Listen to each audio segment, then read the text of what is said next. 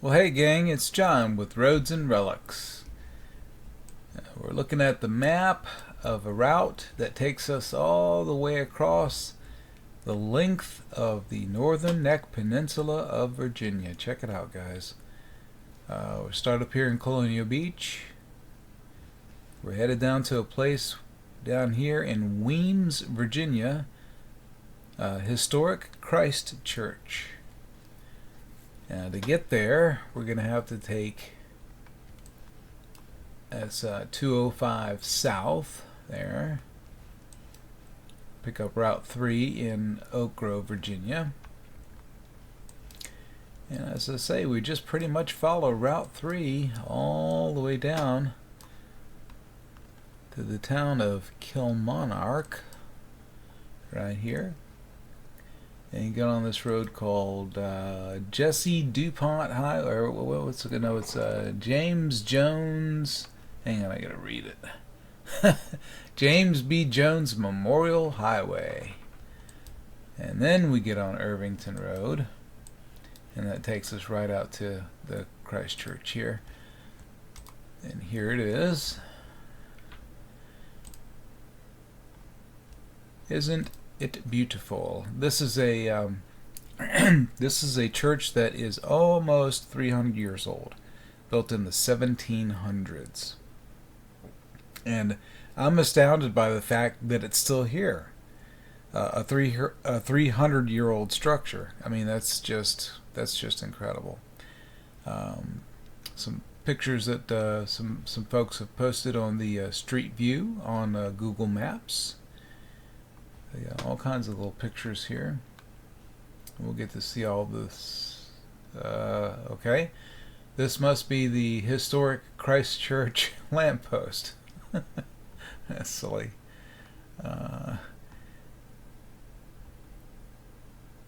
Some relics and stuff there.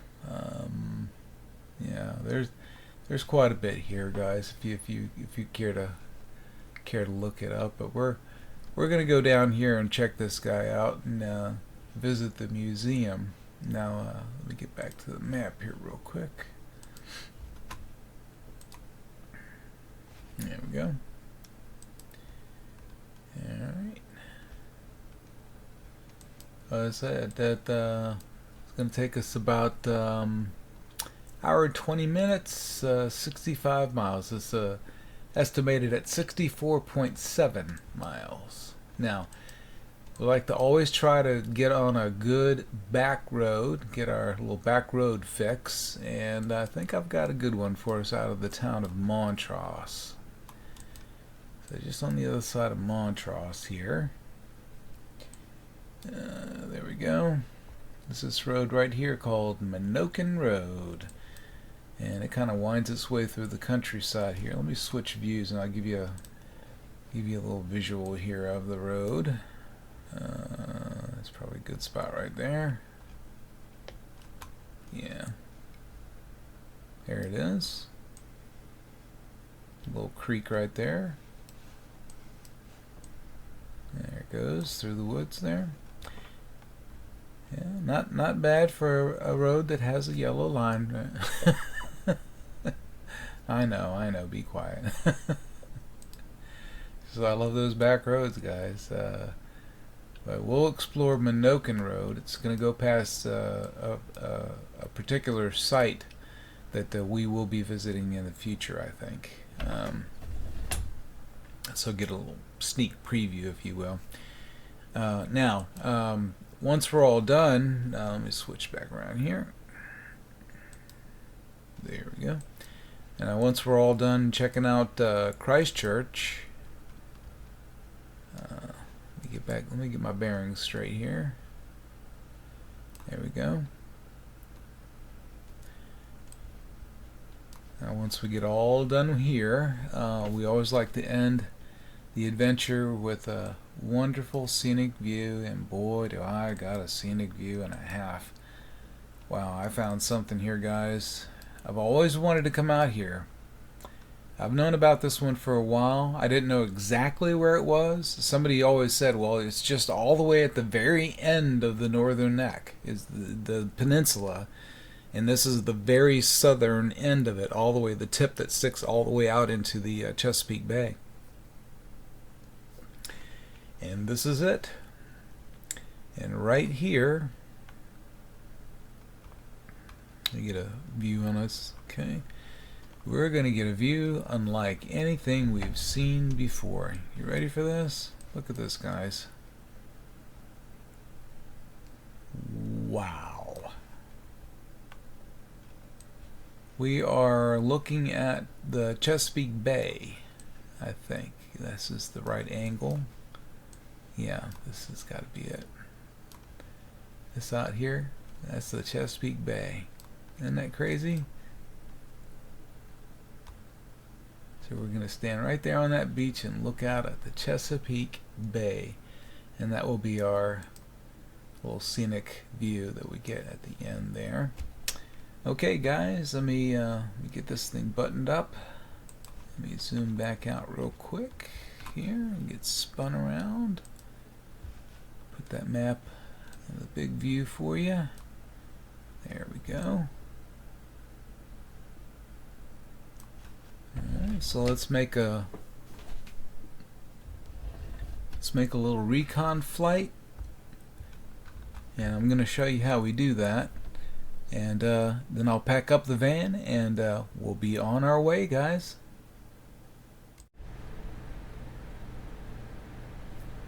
Okay, let's get ready for our recon flight. We're on Google Maps. We're going to zoom in.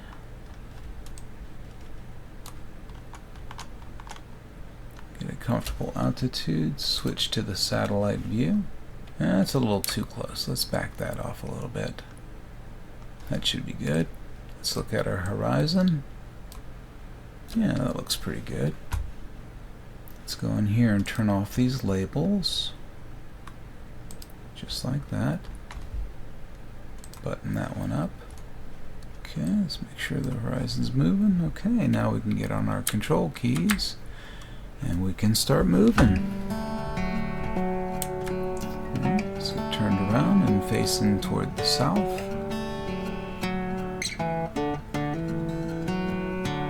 Just like that. Flying over Columbia Beach.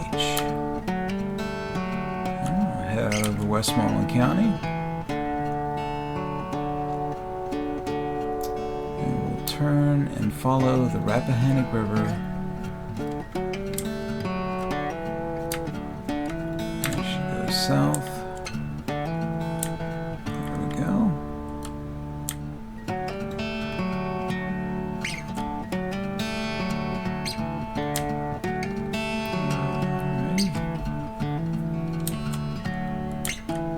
Just following the river all the way down.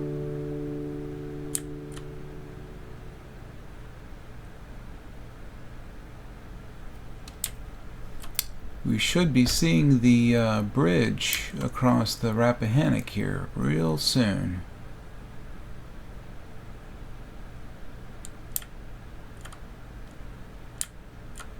And when we see that, we know we're real close to Weems.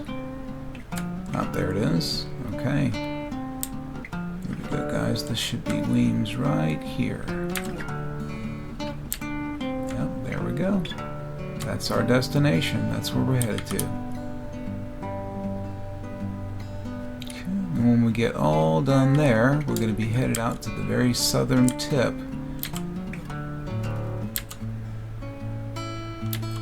Okay, right here we are.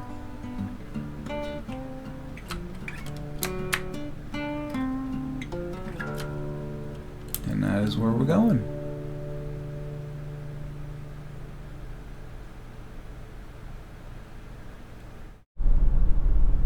Alrighty, we got the van all packed up. We got fuel.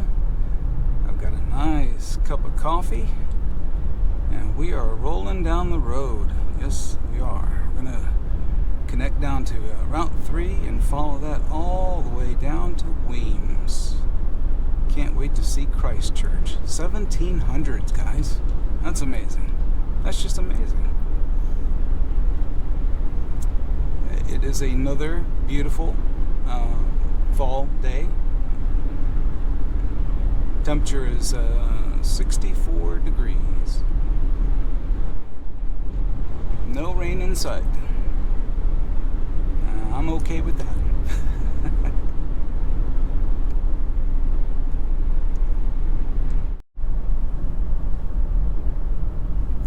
Okay, we are coming out to the intersection at Route 3. Gonna make a left turn here.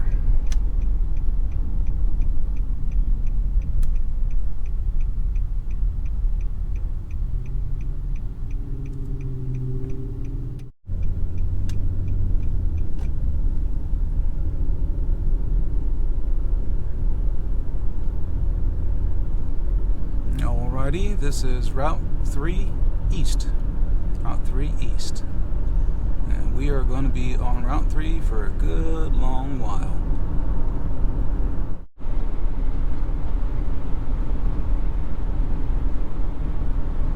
I don't play the lottery, but look at that sign. $900 million. Wow. Now what would you do? What would you do with $900 million? My goodness.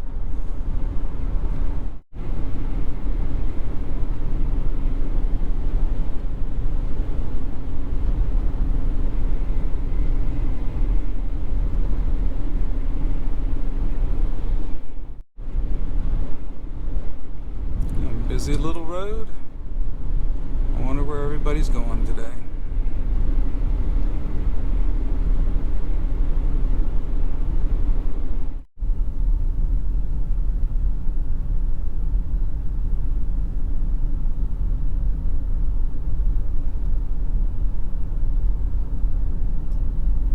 Alrighty guys, this is the town of Montross. Pretty cool.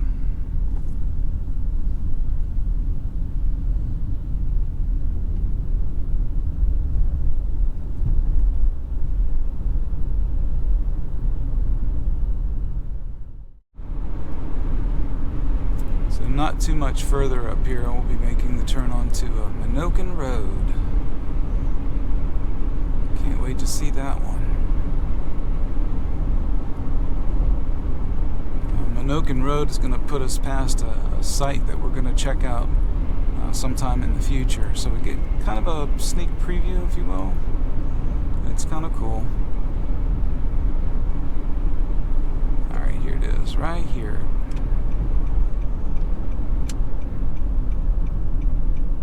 Alright guys, we're turning on to Menokin Road. Here we go.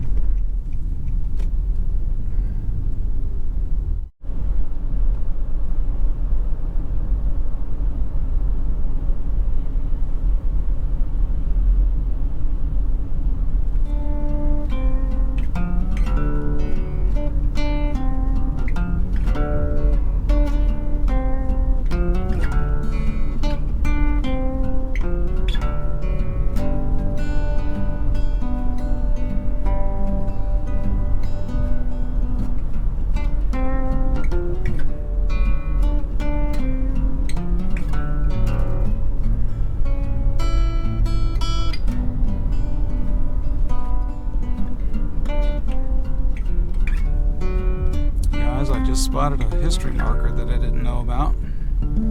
Let's check it out.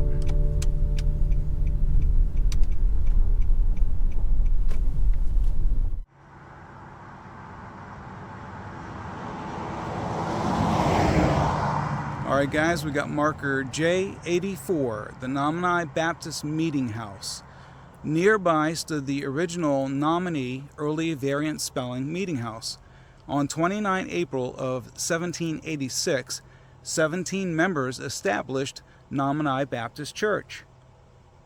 Until 1790, when the meeting house was built on land donated by charter member Joseph Pierce, the congregation met in the homes of Pierce. Samuel Templeman and Elizabeth Steptoe. With 875 members by 1809, Nominee was the largest Baptist church in Virginia.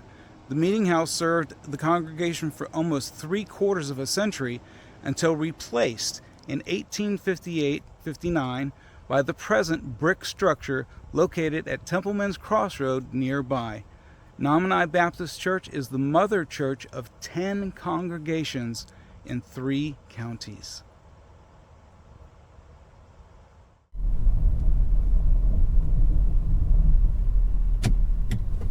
What a very, very cool, unexpected find. That was awesome, guys. That was really, really cool.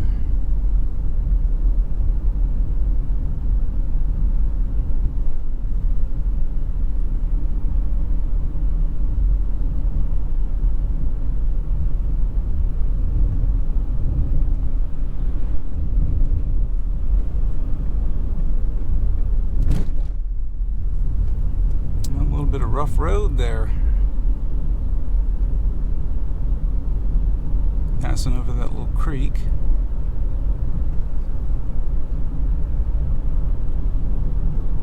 Very cool little history marker indeed. Did not expect to find that one, guys. That was awesome. Nominee Baptist Church.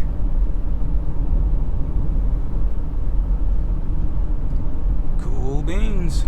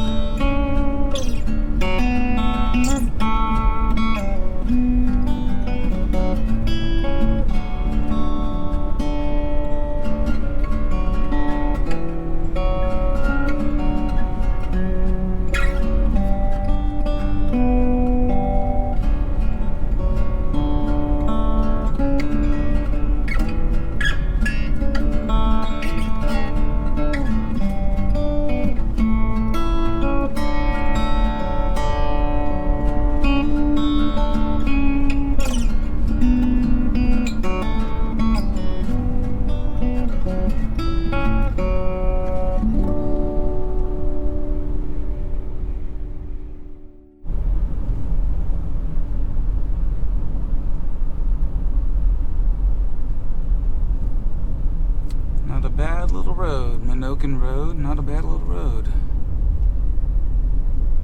I mean, you know, for one that has a yellow line down the middle.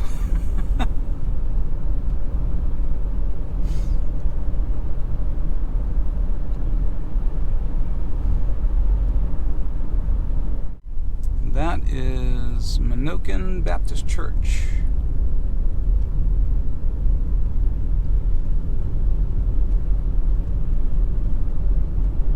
And I think on the other side of this field is where that future site is that we're gonna check out real good. I'm gonna pull in there real quick and just get a sneak peek. Here we go.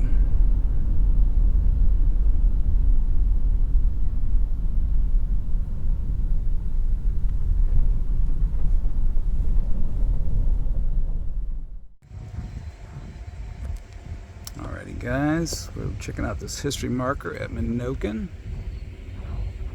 Get zoomed in on that real quick. Okay. It says, here is Menokin, home of Francis Lightfoot Lee, signer of the Declaration of Independence. Lee was a member of the Continental Congress from 1775 to 1779 and died at Menokin in 1797. Wow. So this is the sign for the Menokin project that they have, and the house in the ruins is back on this road. And that's the thing that we're going to come see in the future. So we get a little sneak peek. Pretty cool, huh? Alright guys, let's get back on the road. That's pretty crazy. Menokin. Alrighty guys, getting back on the road, getting back on Menokin Road. That was a pretty cool little stop. Another history marker. Wow. Yeah, we'll be coming back to Menokin to check that one out for sure. Very cool.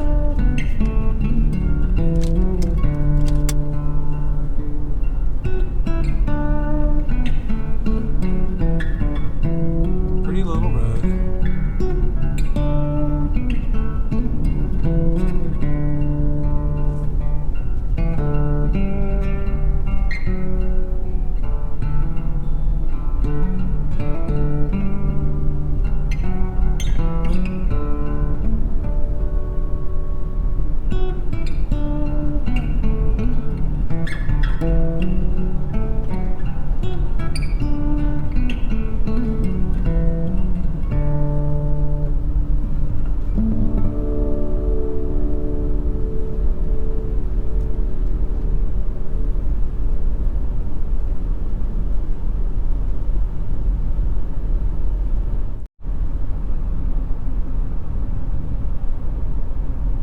Alrighty everyone, we just got this really long straight part, and I'll meet you back when we get to the town of Warsaw. That'll be next.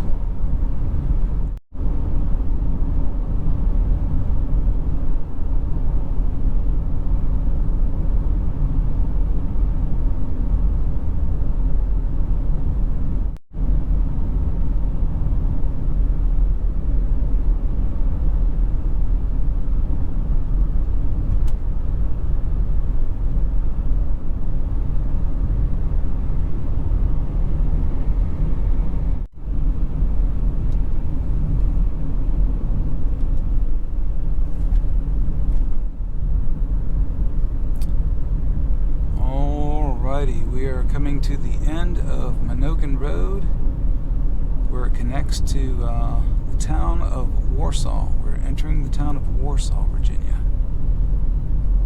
Very, very cool.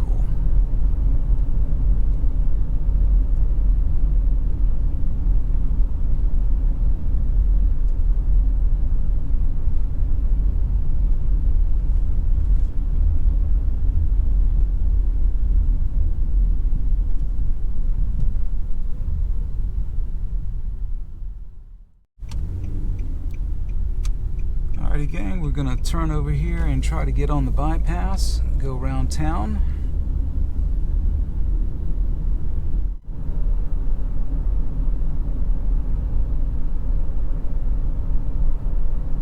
Here we go. We can reconnect to Route 3 right here.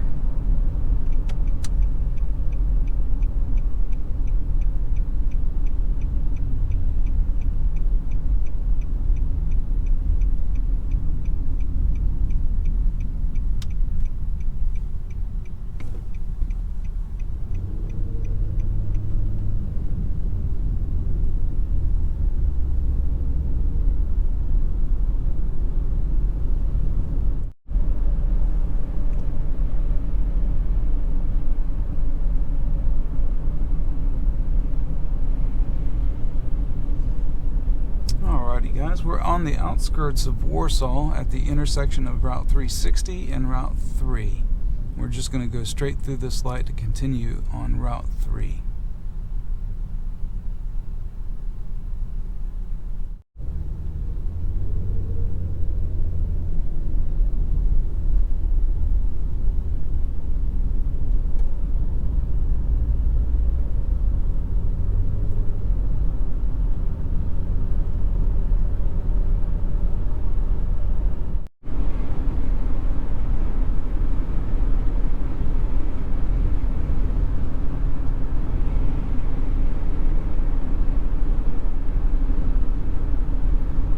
Going over Todeski Creek. Todeski. Good fishing in that little creek right there.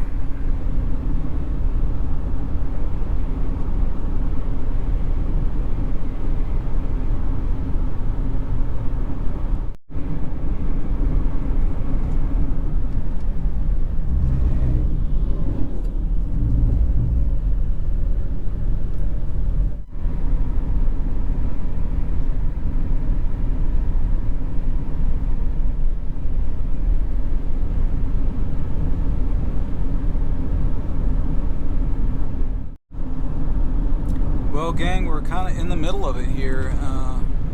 That Route 3 takes us right through the middle of the Northern Neck, pretty much the whole length of the Northern Neck. And the part that we're on right now, just south of Warsaw, is pretty much just farmland. There's a lot of farms, little community farms that we'll be going through here. We're just out in the Virginia countryside, guys. It's awesome. Just amazing.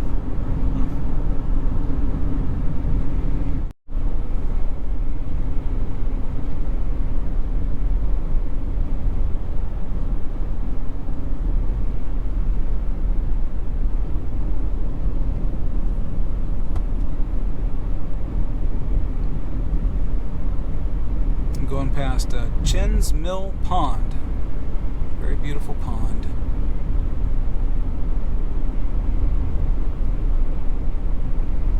And there's the turnoff for Belle Isle State Park. We will be checking that one out too. It looks like a really good destination. Making good time, guys. It won't be much longer. We'll be getting to the town of Kilmarnock. What a beautiful drive.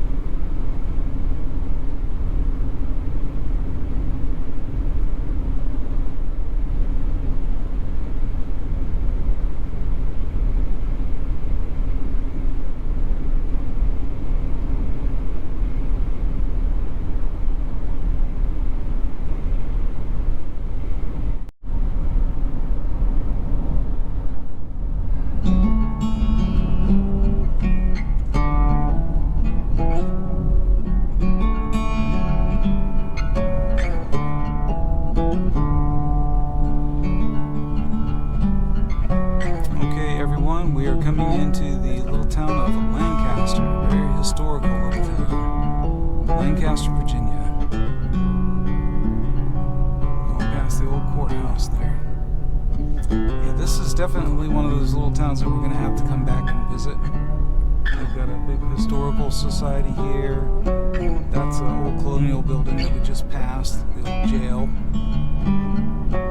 Cool stuff, guys, cool stuff.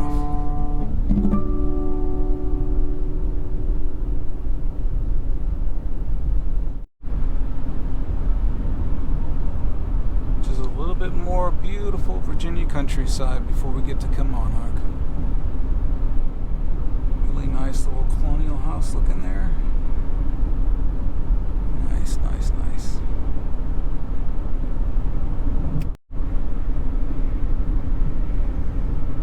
Going past another history marker, guys.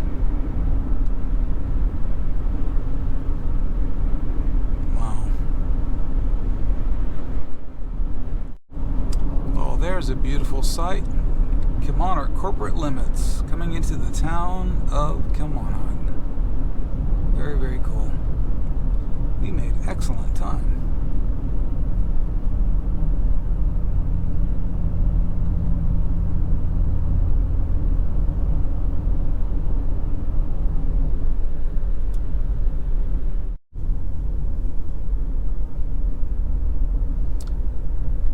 Okay, this looks like our turn for James B. Jones Memorial Highway. This is Route 200.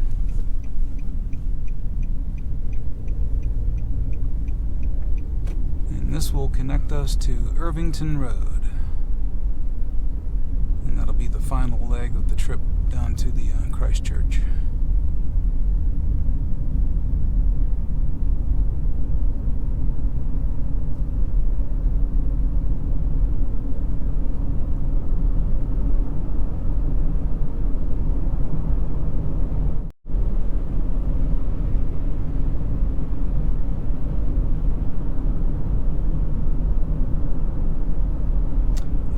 This might be our turn right here.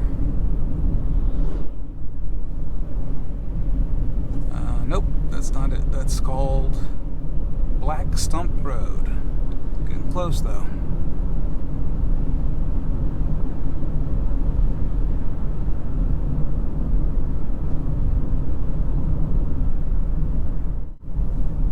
Alright, here we go, guys. This is Irvington Road.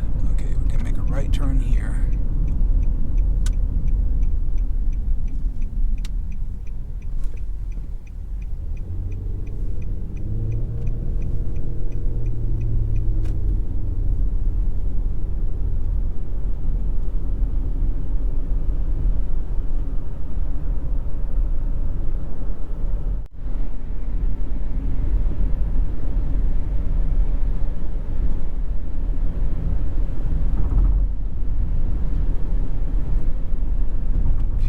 Sign there for Christ Church. And there's a road called Christ Church Road. Well, that's convenient. Good stuff. Good stuff.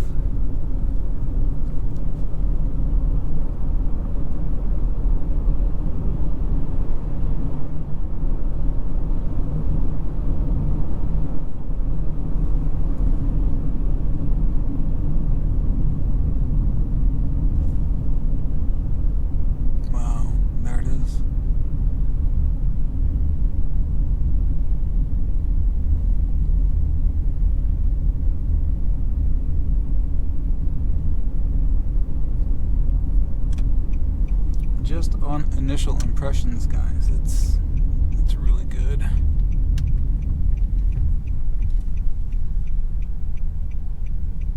Okay, let's get parked.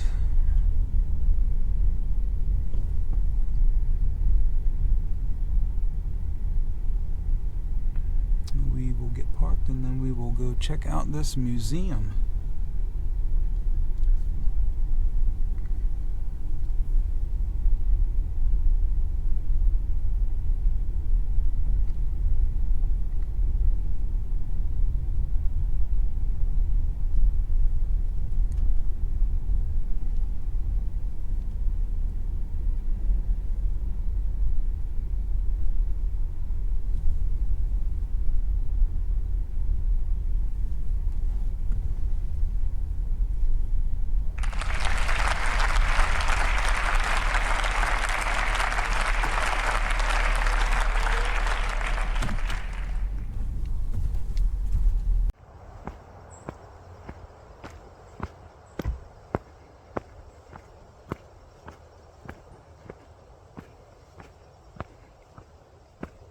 The grounds here are just beautiful. Everything is very well kept.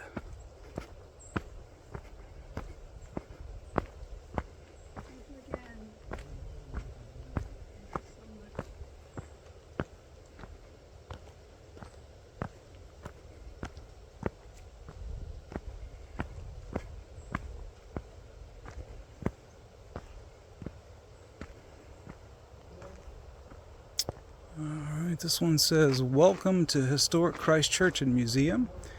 Museum tours, gift shop, event center." And then it has the schedule, times that they're open, all that good stuff.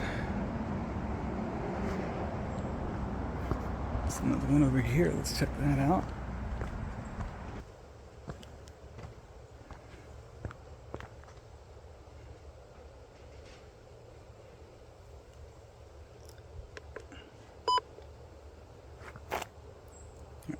Guys,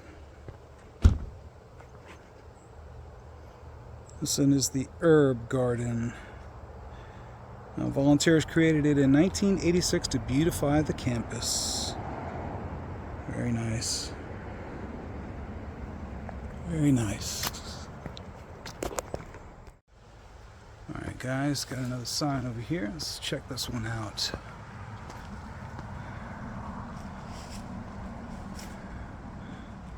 This one is talking about brick making at Christ Church.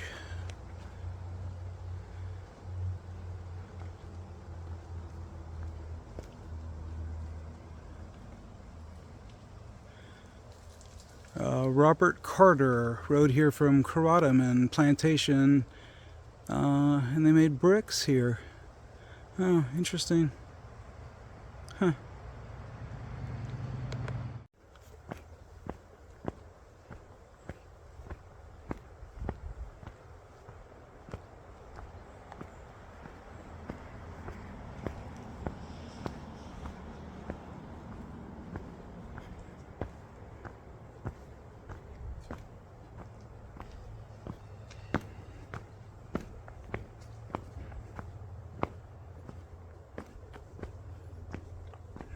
This is the reception center. And here's a sign. See, the sign says, let me get up here.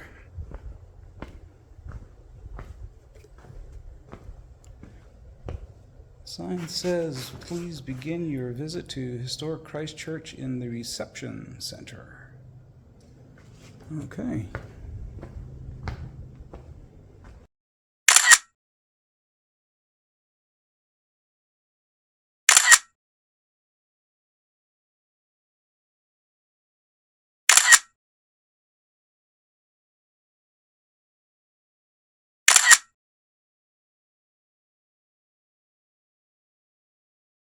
The wall there. It's an impressive wall, for sure. I'll try not to get you in there. Oh, that's okay. Wow. Just incredible. And it was built in 1735. Approximately is what the records show. Very cool. Carter was a young man of wealth, and so the family sent him over to England to study, you know, get his Latin and all that kind of stuff. And while he was over there at that same time, it was after the Great London Fire. Christopher Wren was rebuilding a lot of their buildings, St. Paul's and that sort of thing. And so even though he didn't have any formal training in architecture, seeing all of the works of Wren, he had a good foundation. As are on the walls, it's just that what they did is they sanded the bricks to make the doors stand out, to say, hey, you are entering the house of the Lord here. So again, you said that brown standing at the bottom of the bricks there was because it was kind of... It was, the bricks were actually sucking the water up into the walls, and it actually drew it up into the window, couple of the windowsills that we've had to fix. Wow. You know, it's just amazing all the stuff you have to do to keep things... And to keep it real. I mean, people don't know, you know? And that gate over there would be the gate that the parishioners would come in through, and this is the gate the vestry would enter through. Very cool. Of Carter's house that burned down. Yes. These are the stones that came from the basement. It burned down, so he said, hey, we have all these stones that came from Dover, England. Let's use them for the floor of the church, which worked out really well. They actually came over from Dover, and you can see some lines of fossils in there because the stone that was laid down during the Jurassic Age geologically. So you've got fossil remnants. That is very, very cool little tidbit of information there. Well, thanks for sharing that one. Now, I read online that some of this woodwork is the original woodwork from 1700s. All of the wood, except for the Ten Commandments up there, Okay. is the original wood. Oh, Wow, and all one of it? chancel rail. Wow. So all of this right here? Yep. And so we're literally seeing the church from 1700 as it was Yes. in 1700. Yes. Let me get a spin around here. Oh, wow. How cool is that?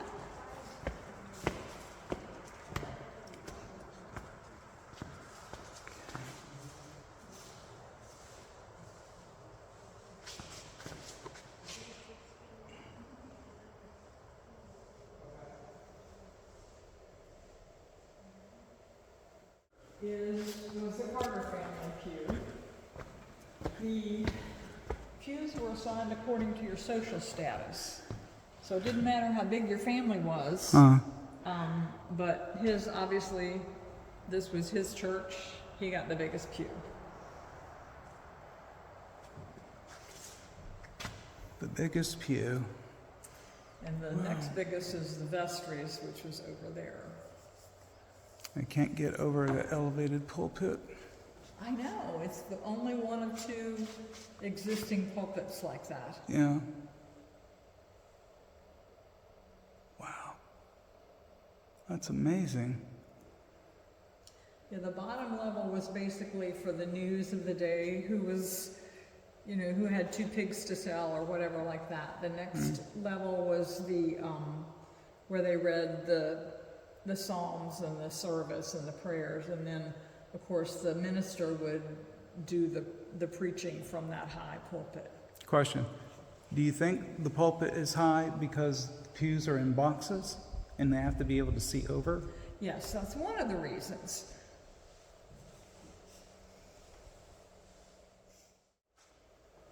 Seems like they tried to think of everything.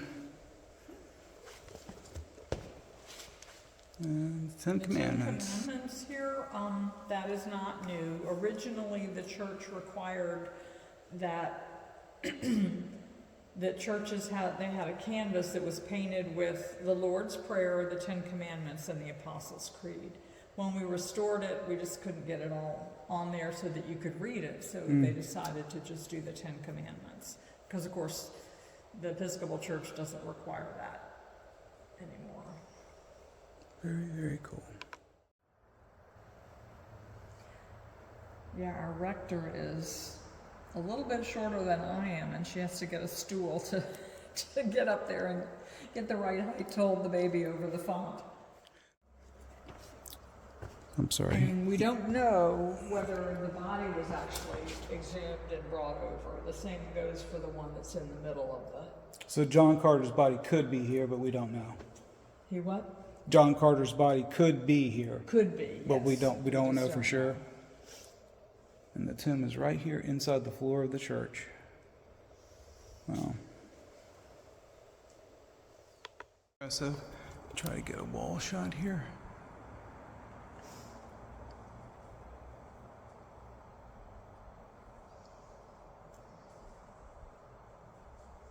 Even the way they did the porticos on the windows is just incredible. The detail. And those oval windows, we call them ox eye windows because that's kind of what they look like. The parishioners would have come in through the gate and then through here. If you look, sort of follow that path down there, there's a depression. And right now it's just a stream, but back in the early 1700s, it was actually deep enough for Carter to take a boat from his Cortoman home upriver and come to church here. So he came to church a lot faster than a lot of people came in their wagons and such. Wow. That is the Kelly family graveyard. In the late 1800s, they paid for the roof to be redone because it was leaking and they wanted to preserve the building. Ground, and they built the, I guess you can't call it a sarcophagus because the body wasn't in it. But if you saw in the film, vandals just broke it open because they thought, hey, there's rich people and they must have been buried with jewelry and gold and such. Well, they didn't find the bodies because the bodies were in the ground, and so they went to all that trouble. And these have been restored. You can see in some places where, they've kind of pieced things together.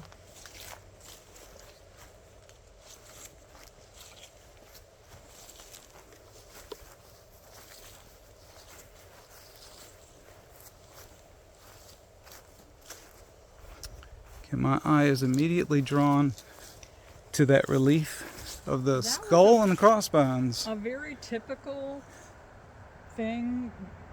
piece of decoration for funerals and that sort of thing, just because life was certainly fleeting back then and they didn't have very good medical care, and so that's why people died so young.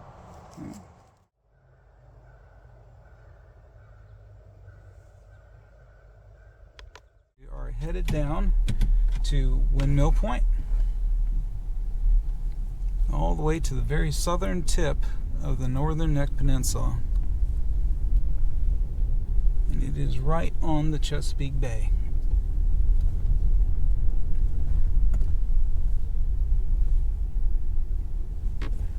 Alrighty guys, we're on our way.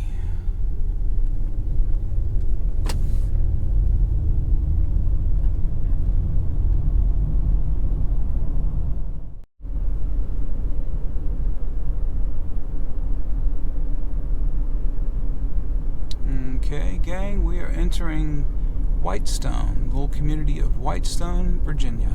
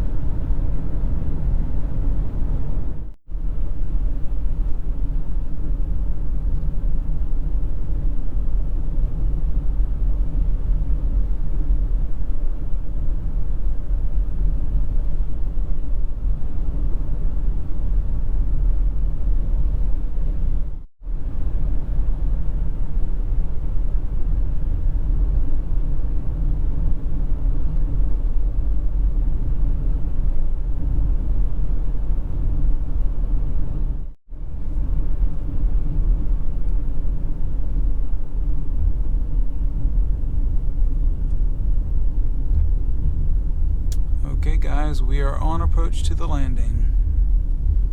And there's a historical marker here. Alright guys, we got history marker J94. Henry Fleet and Fleet's Island. Henry Fleet was born about 1602 in Kent, England, and moved to Jamestown, Virginia in 1621. Fleet was seized by the Anacostan Indians during a trading expedition and held for 5 years. He learned their language, and after his release in 1627 became a negotiator for the Virginia and Maryland colonies. Fleet helped establish Maryland in 1634 and served in its General Assembly from 1635 to 1638, and in the Virginia House of Burgesses from 1652 to 1661. He established the boundaries of Lancaster when it was created in 1651. In May of 1661, Fleet died and was buried at his home on Fleet's Island. That's pretty cool.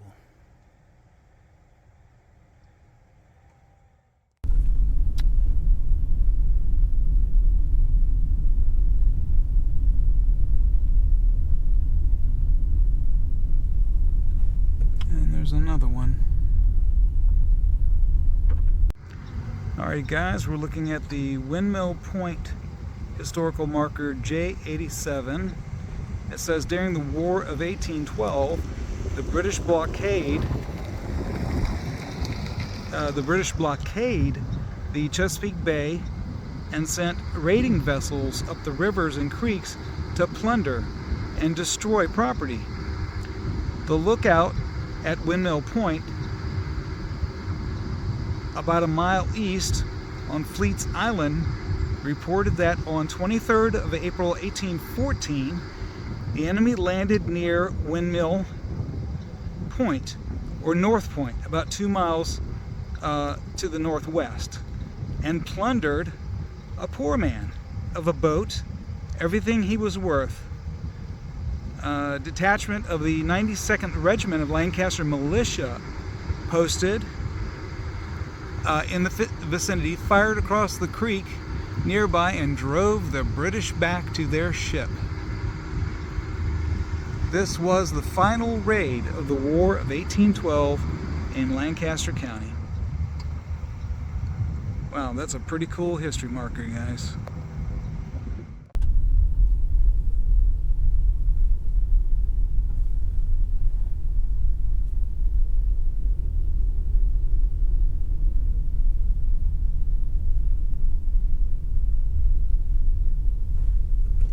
Okay, very different from the Google Street View.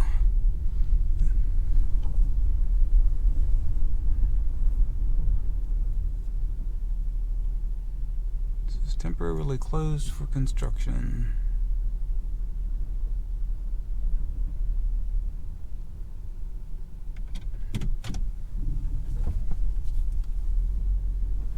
No worries. We can get right over here.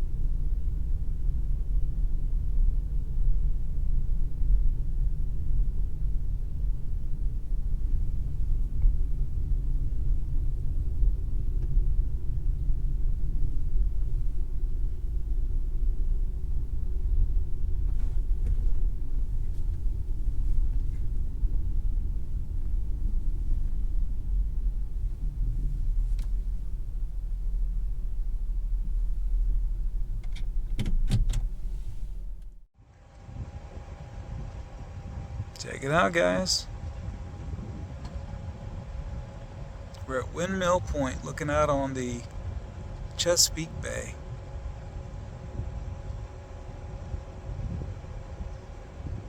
We got a bunch of construction going on down here, and we can't get out to anything right now, so we're in the parking lot of the marina, and we can see the view from here. Let me zoom in on that for you just a little bit. There you go.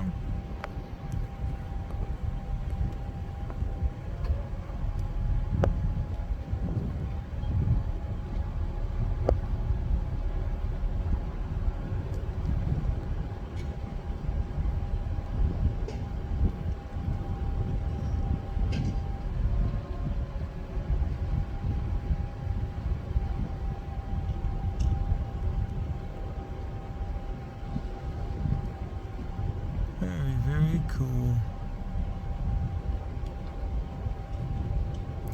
Well, guys, we got to check out Menokin Road on the way down here. And we got a grand tour of Christchurch. That was awesome. So much history there. And now we are at Windmill Point, looking out over the Chesapeake Bay. Can you believe it? How awesome is that? Amazing.